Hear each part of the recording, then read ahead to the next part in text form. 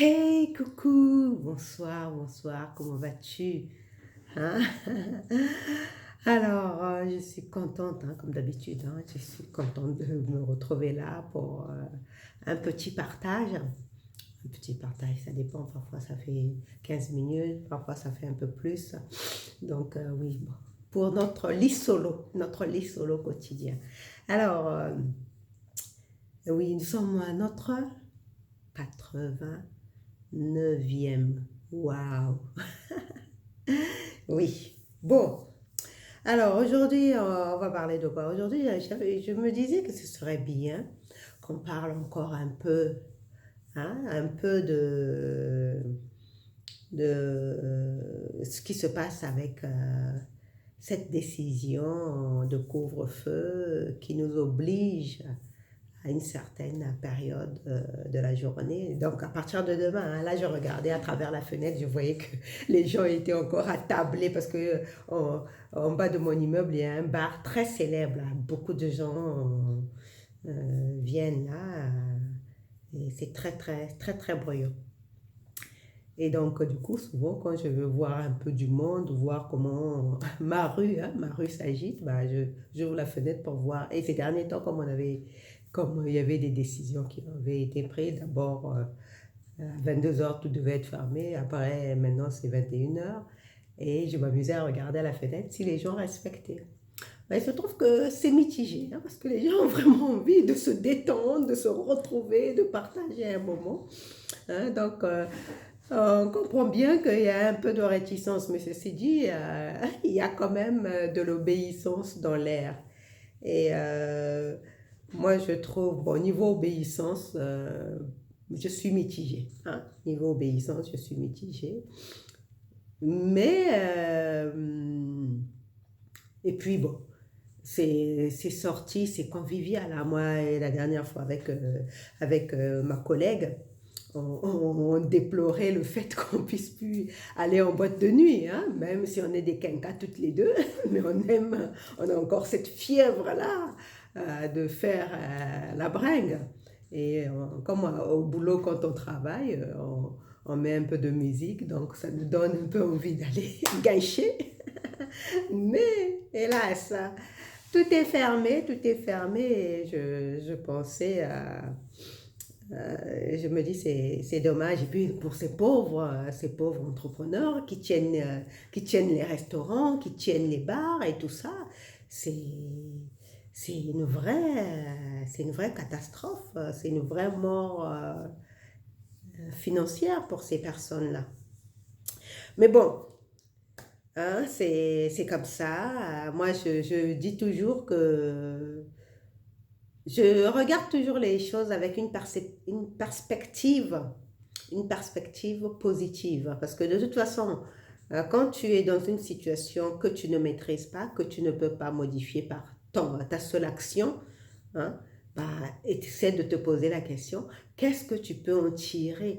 Quel est, comme dit mon maître de métaphysique, si cette situation devait durer, quelle est la qualité que je dois développer pour traverser cette situation en toute sérénité, en toute paix.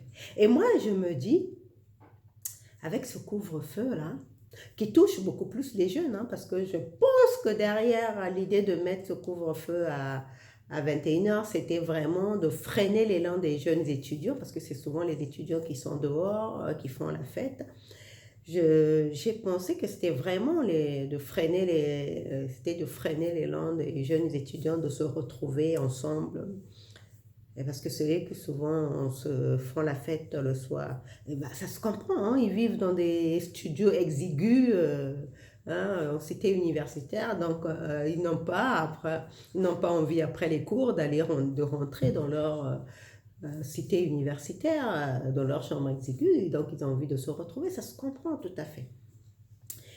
Et donc, je me disais, les pauvres, ça va être dur pour eux, hein, ça va être dur. Mais en même temps, comme je le disais tantôt, quand une situation est hors de ta portée, de ta maîtrise, quelle qualité tu dois développer pour traverser cette situation. Et pour moi, je pensais à ces personnes, toutes ces personnes, qui peut-être que pour eux, ça va être une occasion de rentrer à l'intérieur. Et comme quoi, hein, on parlait dans plusieurs livres solo, j'ai parlé de la ruse de la raison. Je me dis que rien n'arrive par hasard. Rien n'arrive par hasard. Parce que de plus en plus dans les milieux spirituels, dans les milieux, dans les centres initiatiques, hein, dans les centres initiatiques, oui, il y a une amie, quand je dis centre initiatique, ça me fait penser à une amie qui, elle est très croyante, catholique, pratiquante, et qui me demandait, mais ça veut dire quoi centre initiatique, centre initiatique? En fait, les centres initiatiques, c'est tout simplement les centres de spiritualité où on apprend vraiment comment fonctionnent les lois de ce monde. Hein, il y a les centres initiatiques qui parlent des principes du Kybalion, hein, qui se basent sur les enseignements des 7 principes hermétiques du Kybalion. Donc les centres initiatiques de l'hermétisme, ça c'est un centre initiatique. Hein. Le centre initiatique essénien, ça c'est un centre initiatique. Il y a les centres initiatiques de la fraternité blanche avec le maître Michael Omrab Ivanov, je crois. Oui, ça c'est des centres initiatiques. On t'apprend les fonctionnements de ce monde en se basant des écrits, d'un livre, hein, en partant d'un livre. Par exemple, le maître Omram Ivanov, lui, il enseigne la Kabbale, mais pas la Kabbale obscure, là, dont on parle, qui manipule tout le monde. Non, la Kabbale, vraiment, qui étudie sérieusement, avec beaucoup de sérieux et d'éthique, hein, les principes de l'univers. Hein? Donc, avec l'arbre de Séphiroth et tout ce qui va avec. Et donc, c'est ça, les centres initiatiques. Les centres initiatiques sont juste des écoles de la vie, hein? Des écoles de la vie et du fonctionnement de l'univers. Et donc, dans les milieux spirituels, oui, certains centres initiatiques, donc, on dit toujours que rien n'arrive par hasard, rien ne peut arriver dans le monde sans l'accord de l'univers, sans que ça serve l'expansion de l'univers. Et dans les milieux initiatiques, on parle de plus en plus du féminin sacré. Le féminin sacré, c'est l'intériorité. Hein, quand féminin, on pense à la femme, c'est vrai que la femme, elle est dans l'intériorité. Mais le féminin sacré dont on parle en ce moment, c'est l'énergie féminine, l'énergie de l'intériorité. Donc, ce qui nous invite, que tu sois un homme, que tu sois une femme, ce qui nous invite à l'intériorité, à rentrer à l'intérieur de nous, à aller interroger notre monde, notre univers intérieur. Mais comment peut-on, c'est ce que l'univers nous invite à faire. Or, comment peut-on le mieux faire ce travail de retour vers l'intérieur si ce n'est pas en coupant certaines distractions? Hein? Parce que être tout le temps le soir dehors à faire la fête, on est distrait. Quand on rentre chez soi, on a juste envie de dormir et puis après, le lendemain, commencer sa journée et ainsi de suite. Or, avec ce couvre-feu-là, déjà, ça avait commencé avec le confinement. Hein? Ça avait déjà commencé avec le confinement. Beaucoup de personnes, bon, sauf ceux qui préfèrent voir le verre à moitié vide, hein, qui ont trouvé ça catastrophique, hein, mais pour ceux qui voient le verre à moitié plein, donc en toute chose, hein, c'est une question de perspective. Pour ceux qui, comme moi, hein, voient le verre à moitié plein, pour moi, le confinement était une réelle opportunité. D'ailleurs, j'avais même créé deux programmes en ligne pendant cette période, et donc je continue aussi à travailler encore sur des programmes en ligne. Pour moi, c'était une réelle opportunité, hein, parce qu'à l'époque, je me plaignais de manquer de temps, et ça m'a donné le temps d'avancer dans mon travail entrepreneurial. Et là, avec ce couvre-feu, C'est déplorable, c'est désolant pour les restaurateurs et pour les entrepreneurs qui ont des boîtes de nuit, donc c'est le gagne-pain, hein. Ça, je compatis totalement. Mais en même temps, je me dis, ça n'arrive pas par hasard. Si nos gouvernants, peut-être qu'ils croient mettre en place leur agenda qu'ils ont prévu depuis longtemps pour nous casser les pieds, pour nous mettre les bâtons dans les roues, ou bien pour mettre en place leur projet comme de dictature. Mais quelque part, nous, ça nous sert. Nous, les travailleurs, les artisans de lumière, ça nous sert. Et de plus en plus, ceux qui ne sont pas travailleurs, ceux qui ne se reconnaissent pas, parce que rappelons-nous encore dans le livre de Paulo Coelho le dit bien, tout le monde est un guerrier de lumière. Hein? Personne ne se reconnaît comme un guerrier de lumière, mais tout le monde est un guerrier de lumière, sauf qu'il y en a qui en prennent beaucoup plus conscience que d'autres. Et or, avec ces décisions qui sont prises, justement, ceux qui ne sont pas conscients d'être des guerriers de lumière ou des travailleurs de lumière vont commencer à en prendre conscience, vont commencer à se retrousser les manches. Hein? C'est comme les soldats qui peut-être avaient été formés pour aller en guerre, après sont devenus amnésiques, mais à côté, il y a des soldats qui vont se battre. Et là, il y a une situation qui se crée, ils se disent, mais merde, les autres sont en train de se battre et nous on est là, tiens, mais je me souviens que je savais tenir une arme, je savais aller au front. Petit à petit, il va rejoindre le bataillon. Et ça, c'est ce qui, pour moi, c'est ça le côté positif de ces décisions, même si elles sont liberticides. Hein, même si elles sont liberticides, mais pour moi, c'est ça le côté positif, c'est que de plus en plus, déjà avec l'été, parce que moi, je m'informe, hein, je m'intéresse à ce qui se passe non seulement dans le monde, mais je trie hein, sur le volet les informations qui m'intéressent, qui justement, pourquoi je trie? Parce que pour moi, les informations que je prends, c'est ce qui va me permettre à plus réfléchir, à élever ma réflexion, à mener une réflexion sur l'évolution, mon évolution de conscience. Et donc, depuis l'été, avec toutes les décisions qui ont été prises, de plus en plus, des personnes qui ne s'intéressaient pas à la spiritualité, qui ne s'intéressaient pas à leur monde intérieur, qui ne s'intéressaient pas, de plus en plus, de plus en plus de personnes sont en train de se prendre conscience qu'il se passe des choses pas très nettes, pas très clair, donc je dois aller chercher l'information. Parce que, pourquoi ça se passe comme ça? Parce que beaucoup d'entre nous n'allons pas chercher l'information. Nous nous contentons de ce qu'on nous donne, de ce qu'on nous dit dans les médias. Or, comme on est en train de se rendre compte que c'est pas très clair, c'est pas très net, on nous dit une chose, le lendemain on nous dit son contraire, après on nous dit de faire ça, et puis donc c'est pas très net. Donc chacun, de plus en plus de personnes qui vont adhérer à la thèse officielle sont en train de se poser des questions, et ça c'est intéressant. Ça c'est la voix de l'éveil qui est en train de résonner dans leur conscience, et ça c'est tout bénéf pour les artisans de lumière. Hein. Plus il y aura des gens qui vont se réveiller, plus le monde va aller très très vite. Hein. Rappelle-toi qu'on est en train de changer de paradigme. Hein. On est littéralement en train de changer de paradigme, de rentrer dans un nouveau monde. Or, ceux qui étaient dans la conscience de l'ancien monde veulent garder cet ancien monde. Donc, c'est pour cela qu'ils sont en train de batailler comme ils peuvent pour revenir à l'ancien monde. Or, cet ancien monde est fini. C'est fini, ce monde est fini. Hein? Il suffit de s'informer un peu, de lire dans les milieux scientifiques. Hein? La science est en train de rejoindre la spiritualité, parce que dans la spiritualité, on le dit, hein, ce monde aura une fin. Hein, ce monde a eu un début et il va avoir une fin, et c'est l'Apocalypse.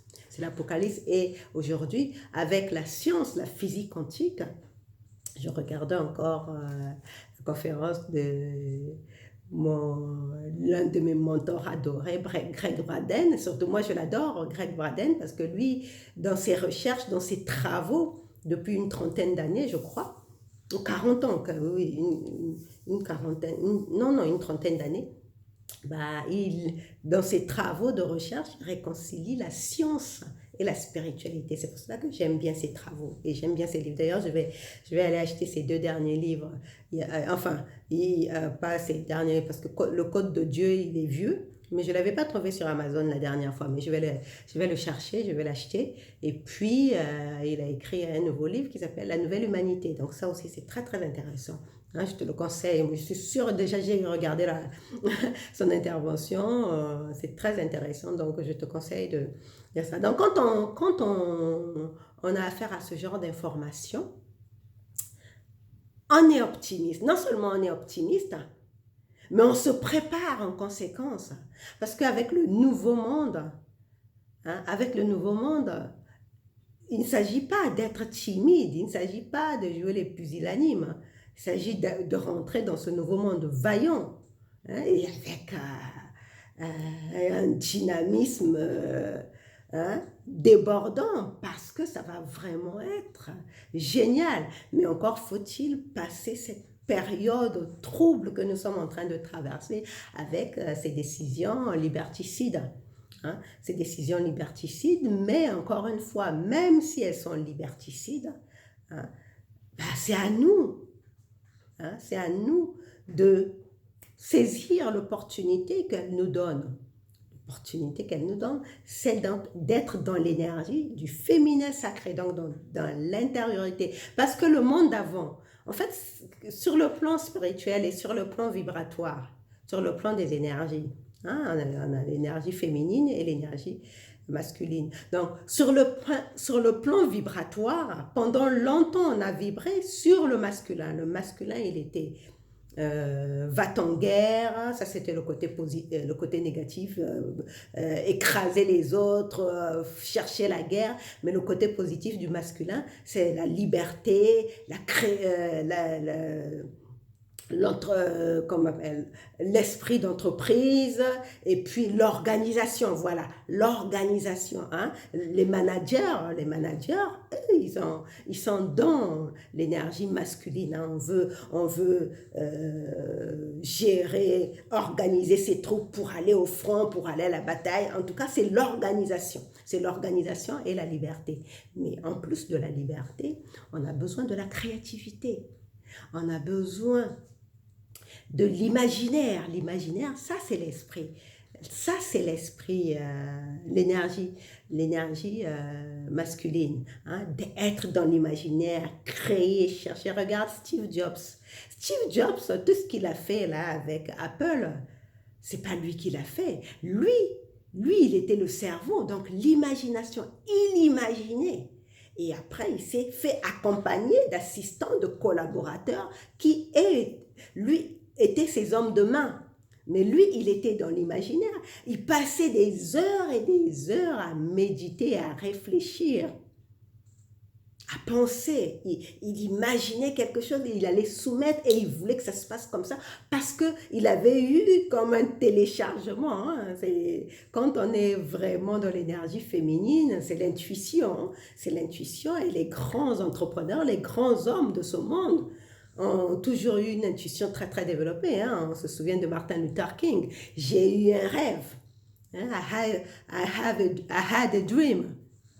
Hein? J'ai eu un rêve, donc j'ai rêvé. Donc c'est l'intuition, ça c'est l'intuition. Les grands hommes de ce monde ont toujours eu de l'intuition. Maintenant, pour mettre en œuvre leurs intuitions, ils ont eu besoin des hommes de main pour les accompagner, d'assistants, des gens qui sont dans l'énergie masculine pour mettre en œuvre. Donc l'énergie masculine, ça c'est l'extérieur. Donc c'est dans l'extériorité, on organise, on met en place, on élabore des stratégies. Ça, c'est l'énergie masculine. Maintenant, aujourd'hui, l'énergie féminine est en train de monter en force pour pouvoir s'équilibrer. Et ça n'a rien à voir avec l'homme est plus fort, la femme est plus forte et plus maligne et l'homme est plus faible. Non, non, non, ça n'a rien à voir, il n'y a pas d'opposition. On est juste en train de se retrouver finalement. Hein, le yin et le yang sont en train de s'équilibrer. Et donc, avec cette situation qui se passe, hein, ce couvre-feu, tu veux saisir cette occasion de plus développer ton énergie féminine, d'être, de vibrer avec le féminin, ça, que tu sois un homme ou une femme, hein, c'est pareil, hein, ça n'a rien à voir avec le corps, un corps de femme, hein, ça n'a rien à voir avec la femme qui est tout en rose. Non, non, non. C'est une question vibratoire, hein, c'est une question d'énergie, c'est sur le plan vibratoire.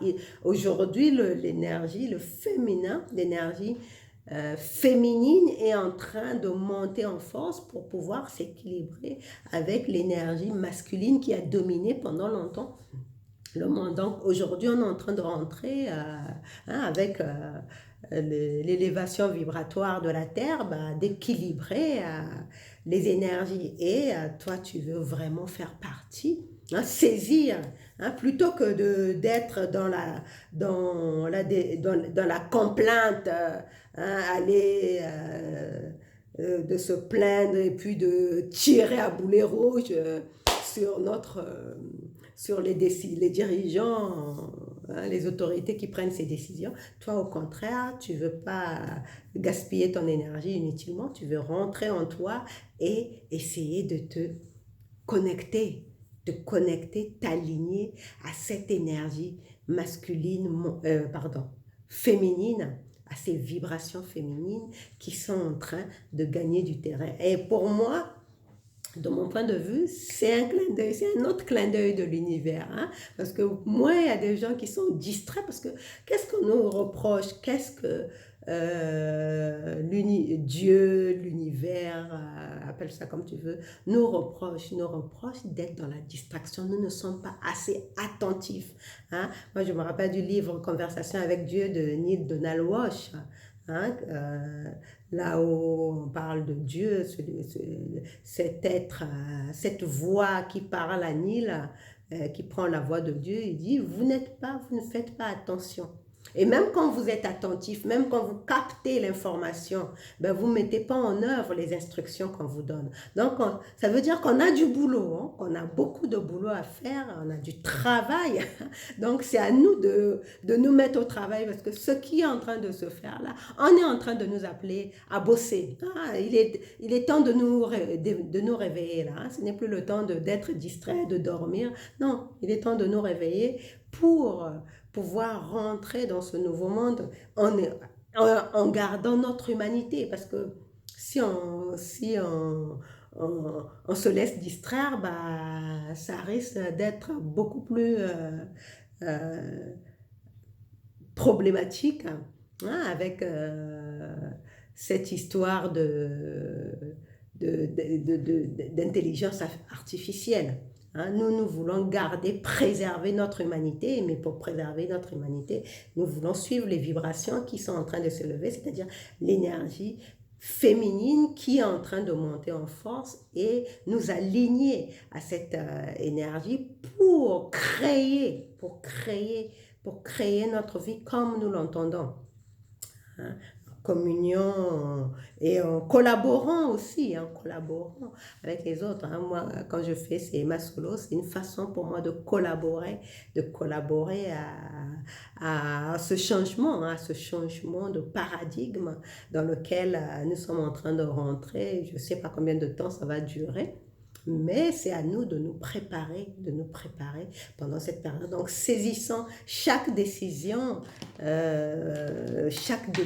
qui est prise par les autorités, même si ça nous ennuie, ça nous embête, nous voulons saisir ces opportunités-là pour interroger notre monde intérieur, pour nous poser la question. D'ailleurs, je regardais la conférence, justement, l'intervention de Greg Braden, qui était intitulée « Qui sommes-nous » C'est à nous de nous poser la question. Qui sommes-nous réellement? Parce que dans la conférence de Greg Braden, il disait que nous ne sommes pas ce que la science a dit de nous. Nous ne sommes pas ce que la science a dit de nous. Les nouvelles recherches scientifiques, les nouvelles découvertes scientifiques et les scientifiques sérieux, hein, qui font de la vraie science, pas ceux qui font de la pseudo-science juste pour nous abrutir avec des médicaments, mais ceux qui font de la vraie science, les nouvelles découvertes sont en train de montrer que nous ne sommes pas du tout ce qu'on nous a fait croire durant des années. durant des décennies, depuis justement la théorie de Darwin. Nous ne sommes pas du tout ce qu'on nous a fait croire. Donc c'est à nous de nous interroger tous les jours. Hein. Alors, j'en reviens toujours encore à notre cher Paulo Coelho dans son livre Le guerrier de lumière. Il dit, les guerriers de lumière posent des questions. Parce qu'ils posent des questions, assurément, ils trouveront des réponses. Donc si tu te poses la question, qui suis-je? Qui suis-je? Parce que la plupart d'entre nous, nous ne savons pas qui nous sommes réellement. Nous ne savons pas. Donc, si tu te poses la question, tous les jours, c'est ce que je fais hein, quand je médite, tous les jours, qui suis-je? Bah, il y a une petite voix là-dedans qui va te répondre et qui va te donner les moyens de montrer ce que tu es réellement. Et tu vas voir que ça ne sera que quelque chose de bénéfique. Souvent, c'est grandiose. Voilà, donc c'était tout pour ce lit solo. Donc, prends bien soin de toi, prends bien soin de tes vibrations. Hein. Continue à élever tes vibrations pour t'aligner à cette énergie, ce féminin sacré qui est en train de s'installer. Hein. Les vibrations, les nouvelles énergies qui sont en train de s'installer parce que ça, ça décoiffe. Hein. Donc, travaille toujours à élever tes vibrations et on se retrouve une prochaine fois pour un autre enfant. Une prochaine fois demain, comme d'habitude. Hein. On se retrouve demain pour un autre lit solo. Bisous, bisous, ciao.